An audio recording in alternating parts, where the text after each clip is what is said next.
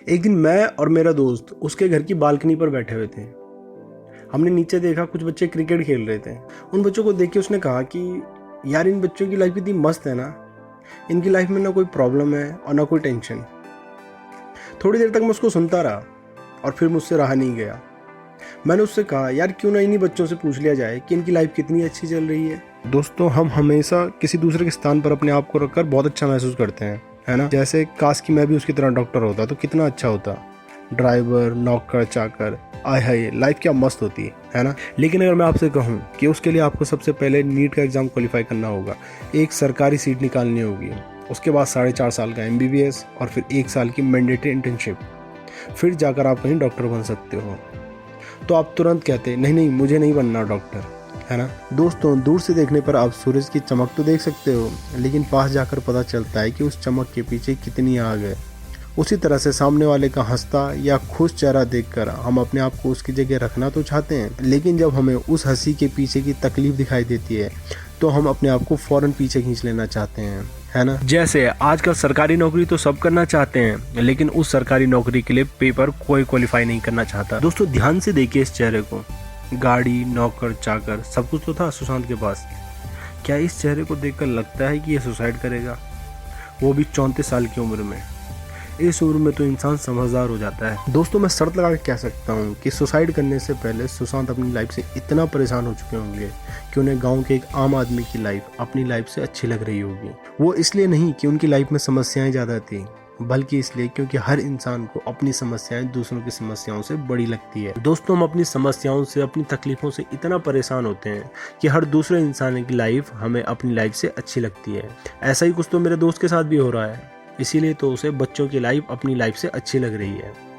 तो चलो, आज जिन लोगों को ये लगता है कि बच्चों की लाइफ हलवा है, उन्हें हम आज बताते हैं कि बच्चा होना बच्चों का खेल नहीं है। सुबह से दिन तक स्कूल में टीचर के हिसाब से चलना पड़ता है, दिन से शाम तक ट्यूशन में ट्यूशन टीचर के हिसाब से चलना पड़ता है, और फिर जब रात को घर आते हैं तो रात से सुबह तक मम्मी पापा के हिसाब से चलना पड़ता है। ये सब देखकर कभी कभी तो ऐसा लगता है मानो हमारे तो कोई मौलिक अधिकार ही नहीं है, और कुछ चाहिए तो मम्मी प्लीज दिला दो, पापा प्लीज दिला दो। फिर मंगाई हुई चीज़ आती कब है? जब हमारा जन्मदिन होता है, या फिर जब हम अच्छे नंबरों से पास हो जाते हैं, और गलती से फेल हो गए तब तो भूल ही जाओ कि ये चीज़ कभी आएगी भी। स्कूल में टीचरों का टॉर्चर, यहाँ क्यों गए थे, वहाँ क्यों गए थे, तुम वहाँ कर क्या रहे थे, और अगर टीचरों की ना सुनो तो कल अपने मम्मी पापा को बुला के ले आना। इस सब के बाद बड़ी मुश्किल से अगर क्लास में कोई पीरियड खाली हो तो वहाँ मॉनिटर को अलग से झेलो। अगर बच्चों के अधिकारों की बात करें तो पता है हमें मूतने के लिए भी टीचर से परमिशन लेनी पड़ती है। ट्यूशन में होमवर्क करके लाया, अब कैसे समझाऊं कि मैं इंसान हूँ, मशीन नहीं। लेकिन ये आप सोच सकते हो, बोल बिल्कुल भी नहीं सकते। फिर जब थक हार के घर आओ तो मम्मी, पता है रिया के 20 में से 20 नंबर आ रखे थे गणित में। अब मम्मी को कौन समझाए कि वो पढ़ाई में तो अच्छी है, लेकिन क्या वो मेरी तरह डांस कर सकती है, बैक फ्लिप मार सकती है, फ्रंट फ्लिप मार सकती है, क्या वो मून वॉक कर सकती है मेरी तरह? बिल्कुल नहीं समझा सकते। और अगर कोशिश करो, जो कि मैंने पहले भी कई बार की है, तो बस ऐसे उड़बदरी कामों में ध्यान रहता है तेरा। हम में से बहुत से बच्चों को तो 12वीं के बाद अपने हिसाब से स्ट्रीम लेने का भी अधिकार नहीं होता। हमें साइंस इसलिए दिलाई जाती है क्योंकि माँ का कोई रिश्तेदार डॉक्टर या इंजीनियर है।